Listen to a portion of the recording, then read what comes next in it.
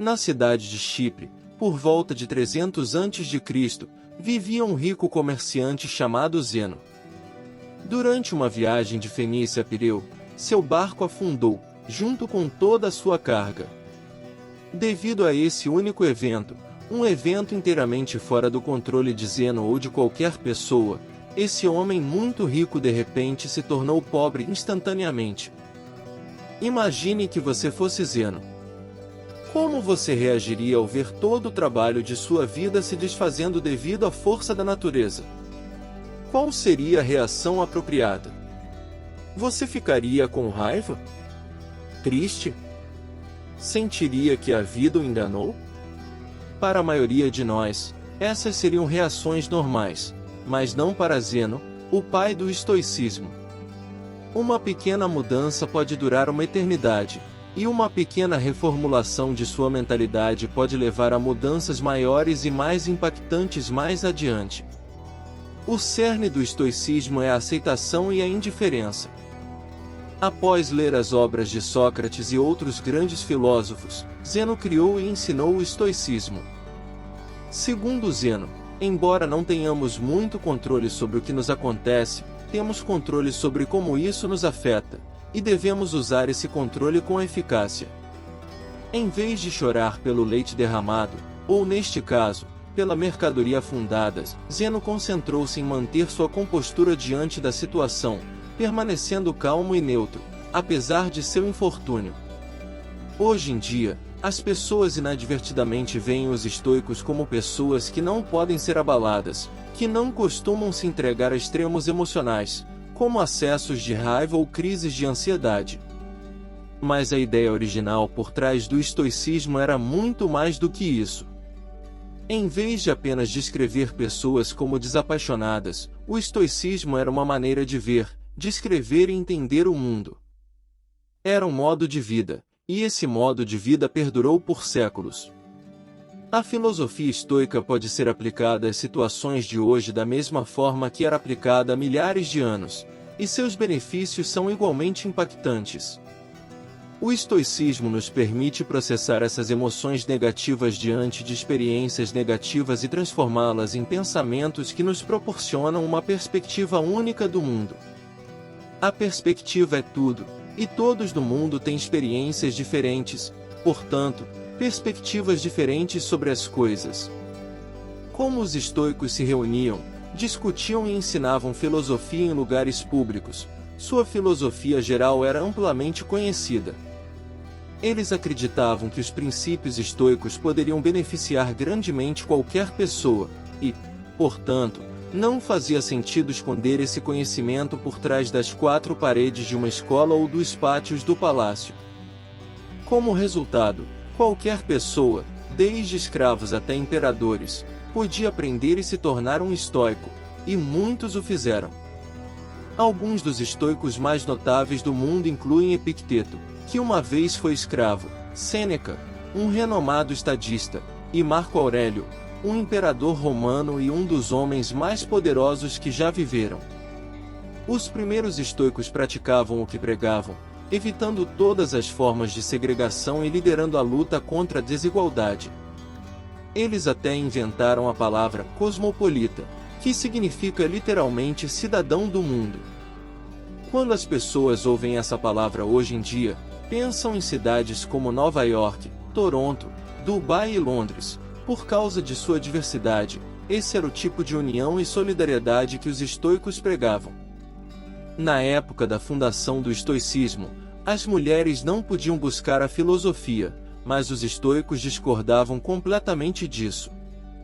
Musonio Rufo, o professor de Epicteto, uma vez disse: "Não são apenas os homens que possuem disposição e inclinação natural para a virtude, mas as mulheres também. As mulheres se agradam não menos do que os homens com ações nobres e justas, e rejeitam o oposto de tais ações. Se assim é, por que é apropriado que os homens busquem e examinem como podem viver bem, ou seja, praticar a filosofia, mas não as mulheres?" Mesmo em uma época em que isso não era popular, as mulheres podiam aprender livremente sobre o estoicismo e se tornar estoicas. Então, Por que tantas pessoas adotam o estoicismo como um modo de vida?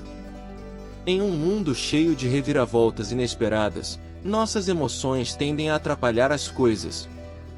Na realidade, não ficamos tristes porque coisas ruins acontecem conosco, ficamos tristes porque coisas ruins inesperadas acontecem conosco. A chuva é uma coisa boa. Ela ajuda a regar nossas plantas, fornece água para o gado e mantém a temperatura fresca e úmida. Mas a verdade é que, quando aquela nuvem escura nos pega desprevenidos do lado de fora sem um guarda-chuva, nunca é uma boa experiência. Então, por que não começamos a chorar quando começa a chover? É porque, embora a situação seja ruim, aprendemos a esperar a chuva. É algo inevitável, não podemos controlar o clima, embora seja chato, a chuva passa e a luz retorna. O estoicismo nos ensina que da mesma forma devemos esperar que tudo de ruim que pode acontecer, acontecerá. Imagine o pior cenário e esteja contente sabendo que isso poderia acontecer. Um dos exercícios estoicos é conhecido como desconforto voluntário, um exercício destinado a aumentar os sentimentos de gratidão. Durma no chão de sua cozinha, tome banhos frios quando normalmente toma banhos quentes, coma apenas batatas por alguns dias, coisas assim.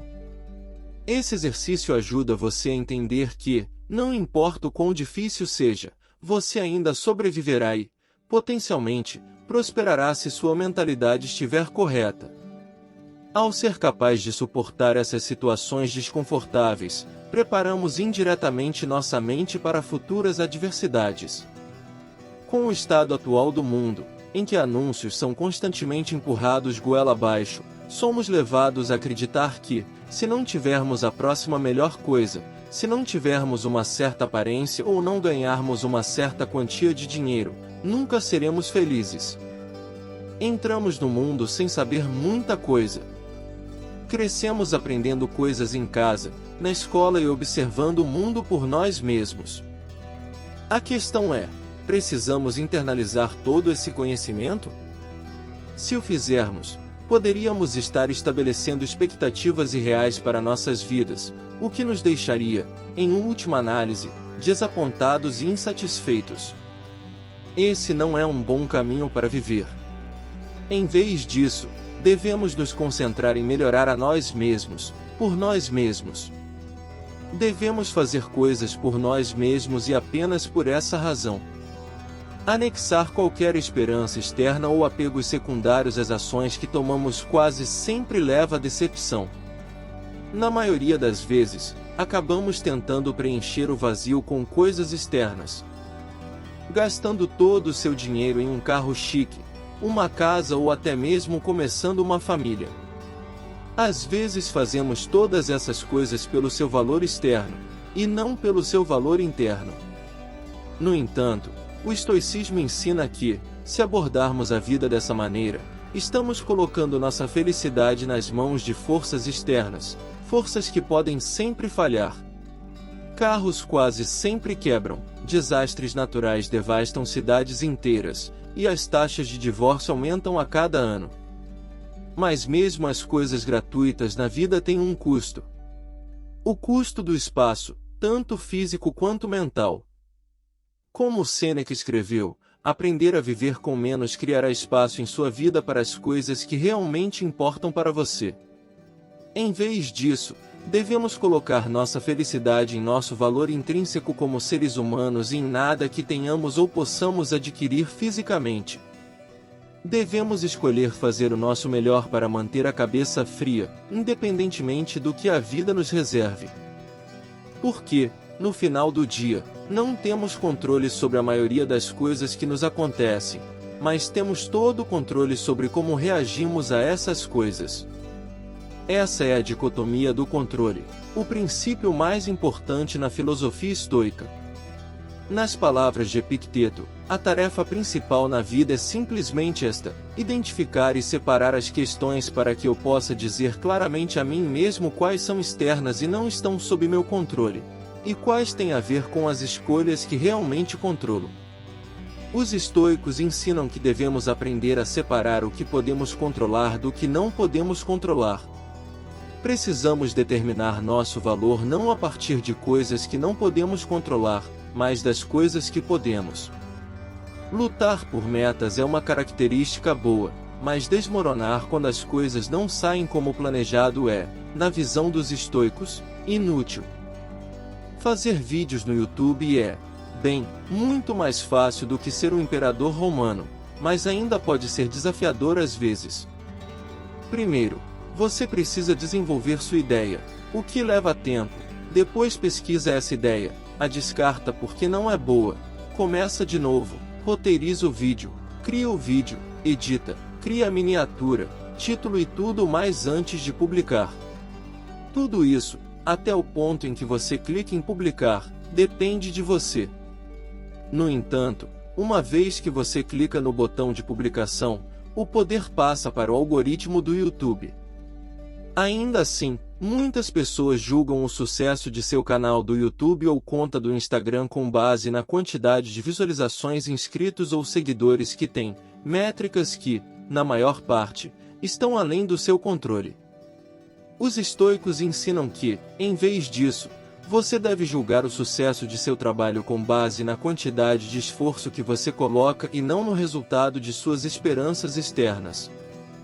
Confie no processo. Viver com menos significa se desvincular das algemas sociais que você colocou em si mesmo.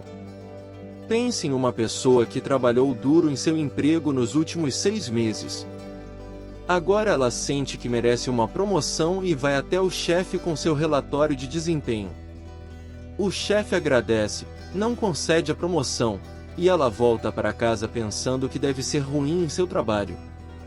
Ela não considera que o chefe pode simplesmente ter acordado de mau humor, outra pessoa pode ter sido mais qualificada naquele momento, ou talvez a empresa esteja perdendo dinheiro e não possa se dar ao luxo. Ela não sabe o motivo, mas ainda está chateada. Se ela simplesmente valorizasse a qualidade do relatório de desempenho que entregou, continuasse fazendo o que estava fazendo para ganhar a promoção que queria, poderia ter sido muito mais feliz no geral. Com a perspectiva certa, seu objetivo não teria sido diminuído, apenas adiado. Como muitos de nós sabemos, no entanto, isso é mais fácil de dizer do que fazer. É um processo, assim como tudo mais. Precisamos reformular a maneira como pensamos. Fora com o velho, dentro com o novo. Para resolver nossos problemas com a felicidade, devemos praticar a autovalorização. Ao redirecionar nossa definição de valor para as coisas que podemos controlar, podemos parar de nos fixar nas coisas que não podemos controlar e, no geral, levar uma vida muito mais feliz e satisfatória. Parabéns por chegar até aqui! Nos vemos no próximo vídeo.